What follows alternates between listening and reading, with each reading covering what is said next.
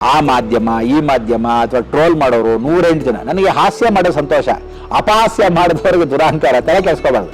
ಅದಕ್ಕೆ ನಾವು ಏನು ಮಾಡಬೇಕು, ನಮ್ಮ ಪಾಡು ನಾವು ಹೊಟ್ಟೋಗ್ಬೇಕು. ತಲೆ ಕೆಡಿಸ್ಕೊಟ್ರೆ ಏನು ಅಂದರೆ ಸೆಗಣಿ ಮೇಲೆ ಕಲ್ಲು ಹಾಕಿದ್ರೆ ನಮ್ಮ ಮೇಲೆ ಎಗರೋದು. ನೀನು ಚೆನ್ನಾಗಿದ್ರೂ ಜನ ಆಡ್ಕೊತಾರೆ, ಚೆನ್ನಾಗಿಲ್ದಿರೂ ಜನ ಆಡ್ಕೊತಾರೆ. ಅವ್ರಿಗೋಸ್ಕರ ನಾವು ಬದುಕ್ತಾ ಕೂತ್ಕೊಂಡ್ರೆ ಜೀವನ ಪೂರ್ತಿ ಹಿಂಗೆ ಇರಬೇಕು, ತಲೆ ಕೆಡಿಸ್ಕೋಬಾರ್ದು. ಸೊ ಪೇಷನ್ಸ್ ಇವಾಗ ಇಂಪಾರ್ಟೆಂಟ್ ಆಗಿರೋದೆ.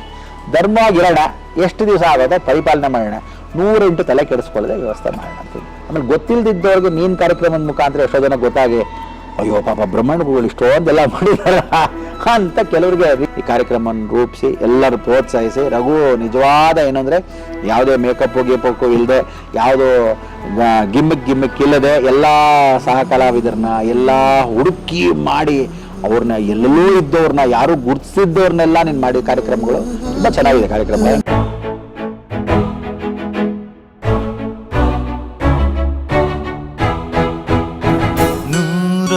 ನೂರೊಂದು ನೆನಪು. ಸಾಕಷ್ಟು ಜನ ಇವಾಗ ಅಂದರೆ ಫೇಸ್ಬುಕ್ಕಲ್ಲಿ ತಾವಿಲ್ಲ ಅದರಲ್ಲಿ ಯಾವುದ್ರಲ್ಲೂ ಸೋಷಿಯಲ್ ಸಾಮಾಜಿಕ, ಬಟ್ ನಿಮ್ಮನ್ನ ತುಂಬ ಇಷ್ಟಪಡೋರು ಇದ್ದಾರೆ, ನಿಮ್ಮನ್ನ ಕಾಲೆಳೆಯೋರು ಇದ್ದಾರೆ. ಅದರಲ್ಲಿ ನಿಮ್ಮ ಗಮನಗಳಿಗೆ ಬಂದಾಗ ನಿಮಗೆ ಏನು ಅನ್ಸುತ್ತೆ, ನಿಮ್ಮ ರಿಯಾಕ್ಷನ್ ಏನು? ನಾನು ಜಾಸ್ತಿ ಏನು ಅಂದರೆ ಬೊಗಳ ನಾಯಿ ಕಚ್ಚಲ್ಲ ಅಂತ ಸಾಧಾರಣವಾಗಿ ನಾನು ತಲೆ ಕೆಡಿಸ್ಕೊಳ್ಳಲ್ಲ. ಒಂದು ಎರಡನೇದು, ತೀರಾ ಚಿಂತೆ ಮಾಡಬಾರ್ದು, ಜೀವನ ಬದುಕಿ ಸುಖವಾಗಿರಬೇಕು. ಈಗ ಒಬ್ಬನ ಆಡ್ಕೊತಾನೆ ಅಂದರೆ ನನಗೆ ಯಾವಾಗ ಬೇಜಾರಂದರೆ, ಗುರುಳೆ ಅವನು ಅದ್ಯಾವುದೋ ಟಿ ವಿಲಿ ಕೂತ್ಕೊಂಡು ನಿಮ್ಮನ್ನು ಬೈತಾ ಇದ್ದ ಅಂತೆ, ಅಂಥವ್ರನ್ನ ನಾನು ದೂರ ಇಟ್ಬಿಡ್ತೀನಿ. ಯಾಕೇನು ಅದು ನಾನು 20 ಸರಿ ಹೇಳ್ಸ್ಕೊಂಡು ತಲೆನೋವು ನಾನು ಟೆನ್ಷನ್ ಮಾಡ್ಕೋಬೇಕು. ಅವ್ನು ನೋಡೇ ಇಲ್ಲ ಅಂತ ನನ್ನ ಪಾಡ್ ನಾನಿದ್ರೆ ಜಾಸ್ತಿ ಜನ ನೋಡಲ್ಲ, ಅದ್ರ ಬಗ್ಗೆ ತಲೆ ಕೆಡಿಸ್ಕೋಬಾರ್ದು.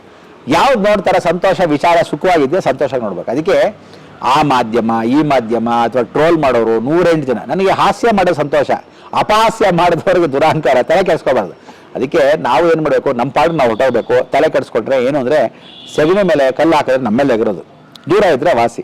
ಅದಕ್ಕೆ ಹೇಳೋದು, ಕೆಲವೊಂದು ಸಮಯದಲ್ಲಿ ಕೆಲವೊಂದು ರೀತಿಯಲ್ಲಿ ಯಾವುದೇ ಮೀಡಿಯಾ ಆಗಲಿ ಅಥವಾ ಸೋಷಿಯಲ್ ಮೀಡಿಯಾ ಆಗಲಿ ಎಲ್ಲ ನೆಸೆಸಿಟಿ ಆಫ್ ಲೈಫ್. ಅದಕ್ಕೆ necessity life is very important, luxury is not important.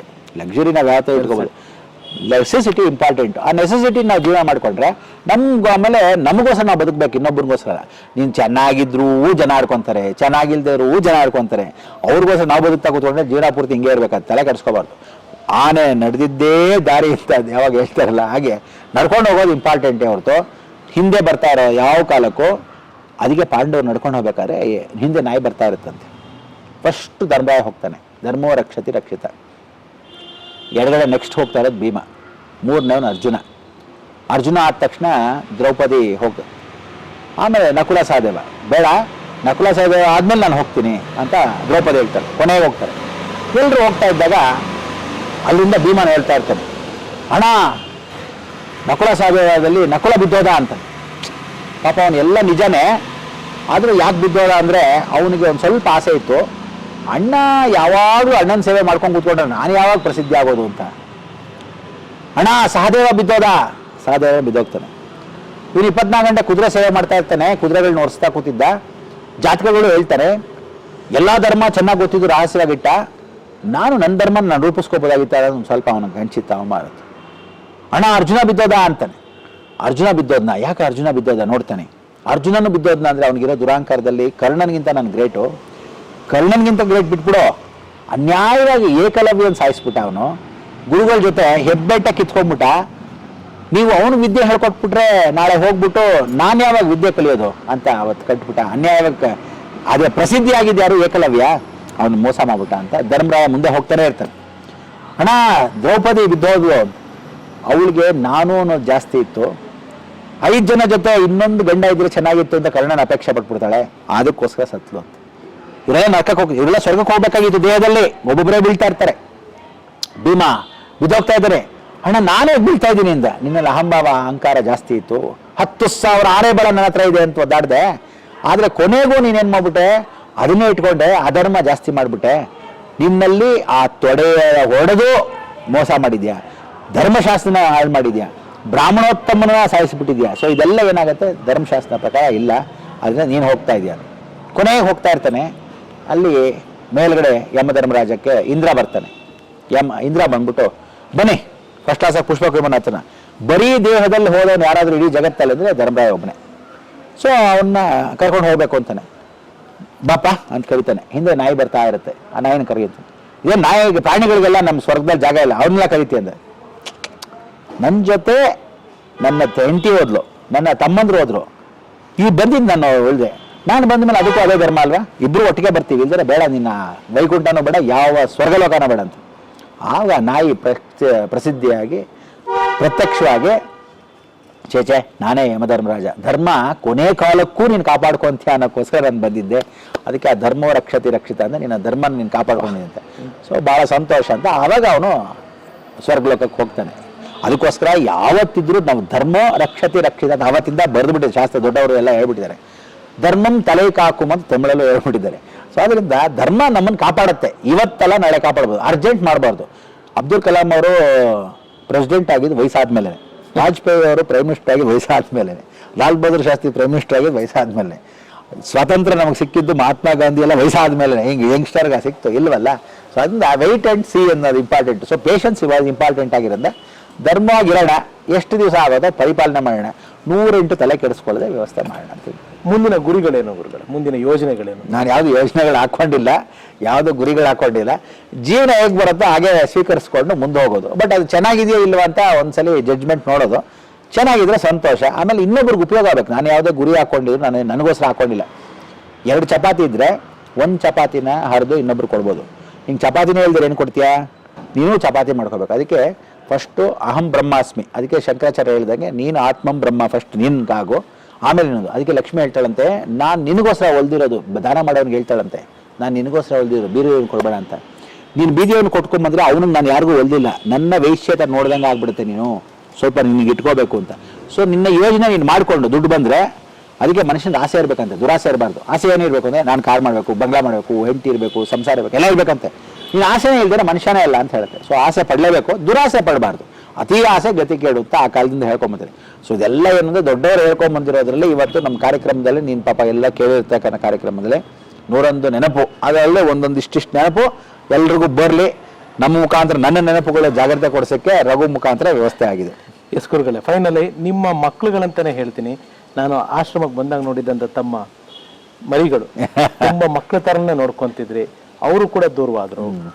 ಪ್ರಾಣಿಗಳ ಮೇಲೆ ಏನಕ್ಕೆ ಪ್ರೀತಿ ನಿಮ್ಗೆ ಅಷ್ಟೊಂದು? ಅಟ್ಲೀಸ್ಟ್ ನಾಯಿಗಳಾದ್ರೂ ನಿಯತ್ತಿಗಿರೋದು ಮನುಷ್ಯರಿಗಿಂತ ಏನು ಹೇಳುತ್ತೆ ಅಂದರೆ, ಬಾಯಲ್ಲಿ ಹಾವಿಗೆ ಬಾಯಲ್ಲಿ ಮಾತ್ರ ವಿಷ, ಚೇಳಿಗೆ ಬಾಲದಲ್ಲಿ ವಿಷ, ಮನುಷ್ಯ ಜಾತಿಗೆ ತಲೆ ಕೂದಲಿಂದ ಕಾಲವರೆಗೂ ವಿಷ ಬಂತು ಪ್ರಾಣಿ, ಸಿಗೋದು ಕಷ್ಟ. ಪ್ರಾಣಿಗಳಾದರೆ ಇವತ್ತಿಗೂ ನೀನು ಹಸುನ ಎಷ್ಟು ಚೆನ್ನಾಗಿ ನೀನು ಸವರ್ತೀಯೋ ಅಷ್ಟು ಚೆನ್ನಾಗಿ ನಿನ್ನನ್ನು ಮಲ್ಕೊಂಡಾಗ ಹಸು ಪಕ್ಕದಲ್ಲಿ ಮಲ್ಕೋಬೇಕು ಅಂತ ಹೇಳ್ತಾರಂತೆ ಅನ್ನತ್ತಂತೆ. ಅದು ಉಸಿರು ಬಿಟ್ಟರೆ ನಮ್ಮ ರೋಗ ರುಜಿನಗಳು ವಾಸಿ ಆಗತ್ತಂತೆ. ನಾಯಿಗಳು ರಾತ್ರಿ ಹೊತ್ತು ನಮ್ಮನ್ನು ಕಾಯುತ್ತಂತೆ. ಅದಕ್ಕೆ ನಮ್ಮಲ್ಲಿ ಮೀನು, ನಮ್ಮಲ್ಲಿ ಗಿಣಿ ಅಥವಾ ನಮ್ಮಲ್ಲಿ ನಾಯಿಗಳು, ನಮ್ಮಲ್ಲಿ ಬೆಕ್ಕುಗಳು ಯಾರೋ ಸಾಕಿದ್ರೆ ಮನುಷ್ಯರು, ಅದು ಸತ್ತೋದ್ರೆ ನಮ್ಮ ದೋಷ ಅದು ತೊಗೊಂಡು ಹೋಗುತ್ತಂತೆ. ಸೊ ಮನೇಲಿ ಏನೇ ದೋಷ ಇದ್ರೂ ಪ್ರಾಣಿಗಳು ತೊಗೊಂಡು ಹೋಗೋದು. ಸೊ ನಾವು ಪ್ರಾಣಿಗಳನ್ನ ಅಷ್ಟು ಪ್ರೀತಿಯಾಗಿ ಮಾಡಬೇಕು ಅಂತ ಗೊತ್ತಿದ್ದೋ ಗೊತ್ತಿಲ್ಲದೇನೋ, ಕೇತು ಚೆನ್ನಾಗಿದ್ದರೆ ಮಾತ್ರ ನೀನು ಪ್ರಾಣಿಗಳಲ್ಲಿ ಲವರ್ ಆಗಿರ್ತೀಯ, ಇಲ್ಲದೆ ಇದ್ರೆ ಪ್ರಾಣಿಗಳ ಹತ್ತಿರ ಸರಿಸಲ್ಲ. ಆಮೇಲೆ ಕೇತು ದೋಷ ಬಂದಾಗ ಮನೇಲಿ ಮೀನು ಸಾಯ್ತಾ ಇರುತ್ತೆ ಅಂದ್ಕೊ, ಏನು ಮೀನುಗಳು ಸಾಯ್ತಾ ಇದೆ ಅಂದ್ಬಿಟ್ಟು ಕೆಲವರು ಅಕ್ವೇರಿಯಂ ಬಿಟ್ಬಿಡ್ತಾರೆ. ಹಂಗೆ ಇಡಬಾರ್ದು, ಇಟ್ಕೋಬೇಕು. ಎಲ್ಲಿವರೆಗೂ ಸಾಯುತ್ತೆ ಅಂದರೆ ನಿನ್ನ ಮನೆ ದೋಷ ತೆಗಿಯೋವರೆಗೂ ಸಾಯ್ತಾ ಇರುತ್ತೆ, ಆಮೇಲೆ ಅದು ಬದುಕ್ತಾ ಇರುತ್ತೆ. ಯಾಕಂದರೆ ಆ ದೋಷ ಹೊರಟಾಗಿರುತ್ತಲ್ಲ. ಒಂದು ಬೂತ್ ಕುಂಬಳಕಾಯಿ ಮನೆ ಕಟ್ಟಿದ್ರೆ ಅದು ಯಾವತ್ತವರೆಗೂ ಕೊಳೆಯುತ್ತೆ ಅಂದರೆ ಮನೆ ಕಣ್ದೃಷ್ಟಿ. ಅದಕ್ಕೆ ತಮಿಳಲ್ಲಿ ಹೇಳ್ತಾರೆ, ಕಣ್ಣಡಿ ಪಟ್ಟಾலும் ಕಣ್ಣಡಿ ಪಡ್ಕೊಳದು, ಕಲ್ಲು ಏಟ್ ತೆಗಿಬೋದಂತೆ, ಕಣ್ಣು ದೃಷ್ಟಿ. ಅಯ್ಯೋ ರಾಮ, ಏನೋ ನಿಮ್ಮ ಮನೆ ಭಾಳ ಚೆನ್ನಾಗಿ ಕಟ್ಬಿಟ್ಟಿದ್ರೆ ದಬಾರಂತ ಮುರಿದೋಗಿದೆ. ಇದಕ್ಕೆ ಸಾಕ್ಷಿ ಆದ ಲೇಪಾಕ್ಷಿ. ಲೇಪಾಕ್ಷಿಲಿ ಮಗ ಊಟಕ್ಕೆ ಬರ್ತಾನೆ, ತಾಯಾದವಳೆಲ್ಲ ಕೂತಿರ್ತಾಳೆ, ಅಯ್ಯೋ ನನ್ನ ಮಗ ಬಂದ ಅಡುಗೆ ಮಾಡ್ಕೊಂಡ್ಬಿಡ್ತೀನಿ ಅಂತ. ಹ್ಞೂನಮ್ಮ ಬೇಗ ಮಾಡ್ಕೊಂಡ್ಬಿಡು. ಅವಳು ಅಡುಗೆ ಮಾಡ್ಕೊಂಡ್ಬರೋಷ್ಟರಲ್ಲಿ 35 ಅಡಿ ನಾಗಲಿಂಗೇಶ್ವರನ ಕೆತ್ತಬಿಡ್ತಾನೆ. ಒಂದು ಹಾವು 30 ಅಡಿಗೆ 5 ಅಡಿ ಹೆಡೆ ಎತ್ಬಿಟ್ಟಿರ್ತಾರೆ. ಇವತ್ತು ಲೇಪಾಕ್ಷಿಲಿದೆ. ಏನು ಇಷ್ಟು ಬೇಕು ಎತ್ಬಿಟ್ಟೇನೋ ಅಂದ್ಲು ಅಷ್ಟೇ, ಪಟ ಪಟ ಅಂತ ಹೇಳೋದು. ಕಣ್ಣು ದೃಷ್ಟಿ ಅನ್ನೋದು ತಾಯಿದು ಆಗ್ಬೋದು, ಒಳ್ಳೆಯವ್ರದ್ದಾಗ್ಬೋದು, ಕೆಟ್ಟವ್ರದ್ದಾಗ್ಬೋದು, ಹೇಳೋಕ್ಕಾಗಲ್ಲ. ಅದಕ್ಕೆ ಕಲ್ಲು ದೃಷ್ಟಿ ಅನ್ನೋದು ಅಷ್ಟೇ ಇಂಪಾರ್ಟೆಂಟು. ಸೊ ಮನುಷ್ಯನಿಗೆ ಬೇಕಾಗಿರೋ ದೃಷ್ಟಿ ಏನಂದರೆ, ಒಳ್ಳೆ ಮನುಷ್ಯ ಬೆಳೀತಾ ಇದ್ರೆ ಚೆನ್ನಾಗಿದೆ ಕಡೆ ಸಂತೋಷ ಅನ್ಬೇಕು. ಅದಕ್ಕೆ ದಯಮಾಡಿಸಿ ಅಂದರೆ ಬನ್ನಿ ಬನ್ನಿ ಅಂತ, ದಯಮಾಡಿಸಿ ಅಂದರೆ ಮುಚ್ಕೊಂಡು ಹೋಗು ಅಂತ. ಎರಡೂ ಒಂದೇ ಅರ್ಥ ಆಗಿರೋ, ಹೇಳೋ ರೀತಿ ಹೆಂಗಿರ್ತೀವಿ, ಅವನ ಮನಸ್ಥಿತಿ ಹೆಂಗಿದೆ ಗೊತ್ತಿಲ್ಲ. ಸೊ ಅದಕ್ಕೆ ಜೀವನದಲ್ಲಿ ನಾವು ಈ ಆದೇಶಗಳು, ಉದ್ದೇಶಗಳು ಅಥವಾ ಮುಂದೆ ಆಗುವಂಥದ್ದು ನಾವೇನು ಇಟ್ಕೋಬಾರ್ದು. ಇಟ್ಕೊಂಡ್ರೆ ಅಕಸ್ಮಾತ್ ಫೇಲಿಯರ್ ಆಯಿತು ಅಂತ ಚಿಂತೆ ಮಾಡ್ಕೊಂಡು ಕೂತ್ಕೊಂಡಿರ್ತೀಯ. ಬಂದಾಗ ಸ್ವೀಕರಿಸ್ಕೋಬೇಕು, ಬರ್ದಿದ್ದಾಗ ತಲೆ ಕೆಡಿಸ್ಕೋಬಾರ್ದು. ಅದಕ್ಕೆ ಮನುಷ್ಯನಿಗೆ ದುಡ್ಡು ಬಂದಾಗ ಹಿಗ್ಗಬಾರ್ದು, ಸೋತೋದಾಗ ಕುಗ್ಗಬಾರ್ದು. ಧೈರ್ಯ ಸಾಹಸೆ ಲಕ್ಷ್ಮಿ ಅಂತಲೇ ಹೇಳೋದು. ಆಮೇಲೆ ಲಕ್ಷ್ಮಿ ದುಡ್ಡಲ್ಲ, ನಮಗೆ ಜೀವನಕ್ಕೆ ಲಕ್ಷ್ಯವನ್ನು ಮುಟ್ಟೋ ಶಕ್ತಿ ಕೊಡೋದು ಲಕ್ಷ್ಮಿ ಹೊರತು ದುಡ್ಡು ಲಕ್ಷ್ಮಿ ಅಲ್ಲ. ಸೊ ಆ ಮುಟ್ಟೋ ಶಕ್ತಿ ಎಲ್ರಿಗೂ ಕೊಡಲಿ, ಎಲ್ರಿಗೂ ಆರೋಗ್ಯ ಕೊಡಲಿ, ಎಲ್ಲರಿಗೂ ಐಶ್ವರ್ಯ ಕೊಡಲಿ ಅಂತ ಹೇಳ್ತಾ ಲೋಕವೆಲ್ಲ ಸುಭಿಕ್ಷವಾಗಿರಲಿ ಅಂತ ಲೋಕ ಸಮಸ್ತ ಸುಖಿನೋ ಭವಂತು ಸನ್ಮಂಗಳಾನಿ ಭವಂತು. ಎಸ್ ಗುರುಗಳೇ, ನನಗಂತೂ ಅಂದರೆ ನಿಮ್ಮ ಕಾಮರಾಜ್ ರೋಡ್ ದಿಸಗಳಿಂದ ಹಿಡಿದು ಚೆನ್ನೈ, ಸಿನಿಮಾ, ಆಧ್ಯಾತ್ಮಿಕ ಎಲ್ಲ ಕಡೆನೂ ಸುತ್ತಾಡ್ಕೊಂಡ್ ಬಂದಿದ್ದು ತುಂಬ ತಿಳ್ಕೊಂಡೆ, ತುಂಬ ಕಲ್ತ್ಕೊಂಡೆ. ಒಟ್ಟಾರೆಯಾಗಿ ನಮ್ಮ ಬ್ರಹ್ಮಾಂಡ ಗುರುಗಳಿಗೆ ಒಮ್ಮೆ ಅವರ ಜೀವನನ ಇವಾಗಂತೂ ಸಾಧ್ಯವಾದಷ್ಟು ರಿವೈಂಡ್ ಮಾಡೋಕೆ ಪ್ರಯತ್ನ ಪಟ್ಟಿದ್ದೀವಿ. ರಿವೈಂಡ್ ಮಾಡ್ಕೊಂಡು ಹಿಂದೆ ತಿರುಗಿ ನೋಡಿದಾಗ ಏನು ಅನ್ನಿಸ್ತು ನಿಮಗೆ?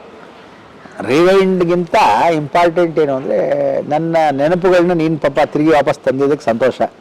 ಎರಡನೇದು ಪ್ರಶ್ನೆಗಳು ಕೇಳಿದಾಗಲೇ ಉತ್ತರ ಬರೋದು. ಅದು ಅವಾಗವಾಗ ಏನು ಹೇಳುತ್ತೆ, ಒಂದು ಏನೋ ಓದಿದ್ರು ಆವಾಗವಾಗ ಅಭ್ಯಾಸ ಮಾಡಬೇಕಂತೆ, ಪ್ರಾಕ್ಟೀಸ್ ಮಾಡಬೇಕಂತೆ. ಒಂದು ಶಸ್ತ್ರಾಭ್ಯಾಸ ಅಂದರೆ ಚೆನ್ನಾಗಿ ಪ್ರಾಕ್ಟೀಸ್ ಮಾಡಿದ್ರೆ ಎಕ್ಸ್ಪರ್ಟ್ ಆಡೋದು. ಸೊ ಅದರಿಂದ ನೀನು ಕೇಳಿದಾಗ ಏನು ಮಾಡುತ್ತೆ, ನೀನು ಕೇಳೋ ಪ್ರಶ್ನೆಗಳಿಗಿಂತ ನಾನು ಆ ಟೈಮಲ್ಲಿ ಕೂತ್ಕೊಂಡಾಗ ಇನ್ನಷ್ಟು ಏನು ಮಾಡ್ಬೋದು, ಇನ್ನಷ್ಟು ಮಾಡಿದ್ದೆ, ಎಲ್ಲಿ ತಪ್ಪು ಮಾಡಿರ್ತೀವಿ, ಎಲ್ಲಿ ಲೋಪದೋಷ ಮಾಡಿರ್ತೀವಿ, ಪರಿವರ್ತನೆ ಮಾಡ್ಕೊಳ್ಳೋದು ಎಲ್ಲಿ ಅಂತೆಲ್ಲ ಒಬ್ಬ ಮನುಷ್ಯನಿಗೆ ಗೊತ್ತಾಗುತ್ತೆ. ರಿವೈವ್ ಅಂತ. ಸೊ ರಿವೈಂಡ್ ಮಾಡ್ಕೊಂಡಿದ್ದಕ್ಕೆ ಕೆಲವೊಬ್ರಿಗೆ ಸಂತೋಷ ಆಗಿರುತ್ತೆ. ಆಮೇಲೆ ಗೊತ್ತಿಲ್ಲದಿದ್ದವ್ರಿಗೆ ನೀನು ಕಾರ್ಯಕ್ರಮದ ಮುಖಾಂತರ ಎಷ್ಟೋ ಜನ ಗೊತ್ತಾಗಿ ಅಯ್ಯೋ ಪಾಪ ಬ್ರಹ್ಮಾಂಡಗಳು ಇಷ್ಟೊಂದೆಲ್ಲ ಮಾಡಿದಾರ ಅಂತ ಕೆಲವ್ರಿಗೆ ಈಗ ರಿಪೆಂಟ್ ಆಗೋದು ಇಂಪಾರ್ಟೆಂಟು. ಕೆಲವ್ರಿಗೆ ಸತ್ಯಾಂಶ ಗೊತ್ತಾದ ಮೇಲೆ ರಿಯಾಲಿಟಿ ಗೊತ್ತಾಗ್ಲಿ, ಅಟ್ಲೀಸ್ಟ್ ಗೊತ್ತಾದ್ಮೇಲೆ ಅಯ್ಯೋ ನಾವು ತಪ್ಪು ಮಾಡ್ಬಿಟ್ವಿ ಗುರುಗಳು ಬಿಟ್ಟು ಅಂತ. ಅದಕ್ಕೆ ಕೆಲವರೆಲ್ಲ ಅನ್ಕೊಂಡಿರ್ತಾರೆ ಏನಂದ್ರೆ ಈ ಕಾರ್ಯಕ್ರಮ ಮುಖಾಂತರ ಗೊತ್ತಾಗಿರೋದು, ಅಯ್ಯೋ ನಮ್ಮ ಹೊಸ ಡಾಕ್ಟ್ರಿಗಿಂತ ಹಳೆ ರೋಗಿ ವಾಸಿನ ಹತ್ರ ನಮ್ಮ ಬ್ರಹ್ಮಾಂಡಗಳಿಗೆ ಎಲ್ಲಾದ್ರೂ ವಾಸಿ ಬೈತಾರೆ ಅಷ್ಟೇ ಅಂತ ಎಷ್ಟೋ ಜನ ಅಂದರು.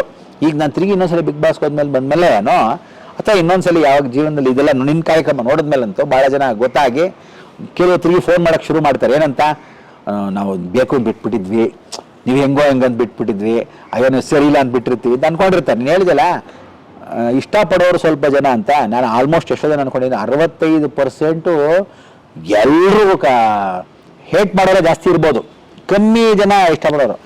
ಆಮೇಲೆ ಏನು ಅಂದರೆ ಕೆಲವ್ರಿಗೆಲ್ಲ ಇವ್ರು ಹೆಂಗೋ ಏನೋ ನೋಡೋಣ ಸತ್ಯಾಂಶ ಅಂತ ಕೆಲವ್ರು ನೋಡ್ತಾರೆ, ಕೆಲವರು ಏನು ಮಹಾ ಅಂತ ನೋಡ್ತಾರೆ, ಕೆಲವರು ದೇವ್ರುಗಳೇ ನೋಡೋಣ ಅಂತ ನೋಡ್ತಾರೆ, ಕೆಲವರು ಪ್ರೀತಿಯಿಂದ ನೋಡಿರ್ತಾರೆ. ಸೊ ಅವರವ್ರ ಇಷ್ಟಾರ್ಥದ ಮೇಲೆ ನೋಡ್ಕೊಂಡು ಅವರವರ ಭಾವನೆಗೆ ಅವರ ಭಾವತಿ. ಎಸ್ ಗುರುಗಳೇ, ನನಗಂತೂ ಇಷ್ಟೊತ್ತು ನಿಮ್ಮ ಜೊತೆ ಮಾತಾಡಿದ್ದು ತುಂಬ ತುಂಬ ಖುಷಿ ಕೊಡ್ತೇನೆ. Thank you so much. ಯಾಕೆಂದರೆ ಬ್ರಹ್ಮಾಂಡ ಗುರುಗಳು ಅಂದ ತಕ್ಷಣ ಬೇರೆ ಥರದ ಒಂದು ಸಂದರ್ಶನಗಳಲ್ಲಿ ಅಥವಾ ಕಾರ್ಯಕ್ರಮಗಳಲ್ಲಿ ನೋಡಿರೋದು ಜನಗಳಿಗೆ, ವೀಕ್ಷಕರಿಗೆ ಅಭ್ಯಾಸ ಇರುತ್ತೆ. ಇದು ತಮ್ಮ ಒಂದು ಜೀವನದ ಕಥೆನ ನಮ್ಮ ಜೊತೆ ಹಂಚಿಕೊಂಡಿದ್ದಕ್ಕೆ, ದಾಖಲಿಸಿದ್ದಕ್ಕೆ ಥ್ಯಾಂಕ್ ಯು. ನಿಮ್ಗೆ ಏನು ಅನಿಸ್ತು ಗುರುಗಳು ಇಷ್ಟೊತ್ತು ಮಾತಾಡಿದ್ರು? ತುಂಬ ಸಂತೋಷ ಆಯಿತು. ನಮ್ಮ ಕಾರ್ಯಕ್ರಮ ಮುಖಾಂತರವಾಗಿ ಎಲ್ಲ 101 ನೆನಪು 101 ಏನು ವಿಶೇಷವಾಗಿರ್ತಕ್ಕಂಥ ಶತಮಾನಂ ಭವತಿ ಶತಾಯು ಪುರುಷತೇಂದ್ರಿಯ ಆಯುಷ್ಯವೇಂದ್ರ ಪ್ರತಿಷ್ಠಿತ ಆಶೀರ್ವಾದ ಮಾಡ್ತಾರೆ. 101 ನೆನಪು ಶತ ಅನ್ನೋ ಇದನ್ನ ಪರಿವರ್ತನೆ ನಿನಗೆ, ನಿನ್ನ ಕಾರ್ಯಕ್ರಮಕ್ಕೆ ಎಲ್ಲರೂ ವಿಶೇಷವಾಗಿ ಮುಂದಿನ ಜೀವನದಲ್ಲಿ ಎಲ್ಲರೂ ಈ ಕಾರ್ಯಕ್ರಮವನ್ನು ರೂಪಿಸಿ ಎಲ್ಲರೂ ಪ್ರೋತ್ಸಾಹಿಸಿ. ರಘು ನಿಜವಾದ ಏನು ಅಂದರೆ ಯಾವುದೇ ಮೇಕಪ್ಪು ಇಲ್ಲದೆ, ಯಾವುದೋ ಗಿಮ್ಮಿಕ್ ಇಲ್ಲದೆ ಎಲ್ಲ ಸಹ ಕಲಾವಿದರನ್ನ ಎಲ್ಲ ಹುಡುಕಿ ಮಾಡಿ ಅವ್ರನ್ನ ಎಲ್ಲೆಲ್ಲೂ ಇದ್ದವ್ರನ್ನ ಯಾರು ಗುರುತಿಸಿದ್ದವ್ರನ್ನೆಲ್ಲ ನೀನು ಮಾಡಿದ ಕಾರ್ಯಕ್ರಮಗಳು ತುಂಬ ಚೆನ್ನಾಗಿದೆ ಕಾರ್ಯಕ್ರಮ. ಅದೇ ರೀತಿಯಾಗಿ ಇನ್ನೆಷ್ಟೋ ಜನಗಳು ಇದ್ದಾರೆ, ಅವರುಗಳನ್ನು ಈ ಕಾರ್ಯಕ್ರಮವನ್ನು ನೋಡಿದ ಮೇಲೆ ರಘುಗೆ ಕೆಲವೊಬ್ರು ಪ್ರೋತ್ಸಾಹಿಸಿ ಅವನಿಗೆ ಸಂದರ್ಶನ ಕೊಡೋಕ್ಕೆ ನಿಮ್ಮ ಹತ್ರ ಅವ್ನು ಕೇಳ್ಕೊಂಡು ಬರೋಕ್ಕೆ ಮೊದಲೇ ನೀವು ರಘು ನಾನು ಮಾಡ್ತೀನಿ ಕಣ ನನ್ನ ಕಾರ್ಯಕ್ರಮ ಅಂತ ನೀವುಗಳು ಹೇಳಬೇಕು ಅಂತ ನನ್ನ ಮುಖಾಂತರ ಶುಭ ಹಾರೈಸ್ತೀನಿ. ಥ್ಯಾಂಕ್ ಯು ಗುರುಗಳೇ, ಥ್ಯಾಂಕ್ ಯು ಸೋ ಮಚ್. ತುಂಬ ಥ್ಯಾಂಕ್ಸ್ ನಿಮ್ಮ ಮಾತುಗಳಿಗೆ. ಸೊ ಸ್ನೇಹಿತರೆ, ಇದಾಗಿತ್ತು ನಮ್ಮ ಹೆಮ್ಮೆಯ ನಮ್ಮ ಬ್ರಹ್ಮಾಂಡ ಗುರುಗಳ 101 ನೆನಪು ಸರಣಿ. ನಾನು ಆ ಕಾರ್ಯಕ್ರಮದ ಪ್ರಾರಂಭದಲ್ಲಿ ಹೇಳಿದ್ದೆ, ಅವರು ಒಂದು ಮಗು ಮನಸ್ಸಿನ ಥರ ಅಂತ. ಒಂದು ಮಗು ಥರನೇ ಅಂದರೆ ತುಂಬ ಜ್ಞಾನ ಇರುವಂಥ ಮಗು ಅಥವಾ ತುಂಬ ವಿಷಯ ತುಂಬಿಕೊಂಡಿರುವಂಥ ಮಗು, ಪಾಸಿಟಿವಿಟಿ ಸಕಾರಾತ್ಮಕ ಮನೋಭಾವಗಳನ್ನ ತುಂಬಿಕೊಂಡಿರುವಂಥ ಮಗು. ಇವ್ರ ಜೊತೆ ಮಾತಾಡಿ ನಾನಂತೂ ತುಂಬ ತಿಳ್ಕೊಂಡೆ, ಕಲ್ತ್ಕೊಂಡೆ. ಸೊ ಇಷ್ಟೊತ್ತು ನನ್ನ ಜೊತೆ ಮಾತಾಡೋದಕ್ಕೆ ತುಂಬ ಥ್ಯಾಂಕ್ಸ್ ಹೇಳ್ತೀನಿ ಗುರುಗಳಿಗೆ. ಹಾಗೆ ನೋಡಿದ ಪ್ರತಿಯೊಬ್ಬರಿಗೂ, ಪ್ರತಿಯೊಬ್ಬ ಚಂದಾದಾರರಿಗೂ ಥ್ಯಾಂಕ್ಸ್ ಹೇಳ್ತೀನಿ. ನನಗೆ ಗೊತ್ತು ನೀವು ಈ ಸೀರೀಸ್ನ ಎಂಜಾಯ್ ಮಾಡಿರ್ತೀರ. ಗುರುಗಳ ಮಾತುಗಳನ್ನ ಇನ್ನಷ್ಟು ಕೇಳಬೇಕು, ಇನ್ನಷ್ಟು ಮಗದಷ್ಟು ಕೇಳಬೇಕು ಅಂತ ಆಸೆ ಇರುತ್ತೆ ಅಂತ. ಆದರೆ ಪಾಪ ಅವರು ಬೆಳಗ್ಗೆ ಬಂದವರು ನಿರರ್ಗಳವಾಗಿ ಕೂತ್ಕೊಂಡು ಮಾತಾಡಿ ಇದು ಮಾಡಿದ್ದಾರೆ. ನನಗೆ ಇನ್ನು ಹೆಚ್ಚು ಅವ್ರಿಗೆ ತೊಂದರೆ ಕೊಡೋದಕ್ಕೆ ಇಷ್ಟ ಇಲ್ಲ. ಖಂಡಿತ ಇದೆಲ್ಲ ಸೀರೀಸ್ ಮುಗಿದು ನಿಮ್ಮ ಒಂದು ಪ್ರತಿಕ್ರಿಯೆಗಳಾದಮೇಲೆ ಮುಂದಿನ ದಿನಗಳಲ್ಲಿ ಗುರುಗಳ ಹತ್ರ ಬೇರೆ ಏನಾದರೂ ನಾನು ಕಾರ್ಯಕ್ರಮ ಮಾಡೋದಕ್ಕೂ ಒಂದು ಯೋಚನೆ ಮಾಡ್ತೀನಿ ಅಂತ ಈ ಮೂಲಕ ಗುರುಗಳು ಮುಂದೆನೇ ಹೇಳ್ತಾ ಈ ಸರಣಿಯಲ್ಲಿ ಮುಕ್ತ ಮಾಡ್ತೀನಿ. ನಿಮಗೆಲ್ಲ ಗೊತ್ತು, ಈ ಸರಣಿ ಮಾಡಬೇಕಾದ್ರೆ ನಿಮ್ಮ ರಘುರಾಮುಖಕ್ಕೆ ಬಣ್ಣ ಹಚ್ಚಲ್ಲ, ಬಣ್ಣದ ಮಾತಾಡಲ್ಲ. ಆದರೆ ಬಣ್ಣದ ಲೋಕದ ಅಪರೂಪದ ವ್ಯಕ್ತಿಗಳನ್ನ, ಸತ್ಯಗಳನ್ನ, ಸಾಧಕರನ್ನ ಎಲ್ಲೇ ಇರಲಿ ಹೋಗಿ ಹುಡುಕಿ ಹೆಕ್ಕಿ ಅವರ ಜೀವನದ ಕಥೆನ ನಿಮ್ಮ ಮುಂದೆ ದಾಖಲಿಸೋಣ ಮರೆಯಲ್ಲ ಅಂತ ಹೇಳ್ತಾ ಈ ಸರಣಿಯಲ್ಲಿ ಮುಕ್ತ ಮಾಡ್ತಾ ಇದ್ದೀನಿ. ಮತ್ತೆ ಮುಂದಿನ ಸರಣಿಯಲ್ಲಿ ನಿಮ್ಮೆಲ್ಲರೂ ಮತ್ತೊಬ್ಬ ವಿಶೇಷವಾದ ಅಪರೂಪದ ಅತಿಥಿಯೊಂದಿಗೆ ಭೇಟಿ ಆಗ್ತೀನಿ. ಎಲ್ಲರಿಗೂ ಒಳ್ಳೆಯದಾಗಲಿ. ಸರ್ವೇ ಜನ ಸುಖಿನೋ ಭವಂತು. Love you all. ನಮಸ್ಕಾರ. ಶ್ರೀರಾಮ ಆಂಜನೇಯ.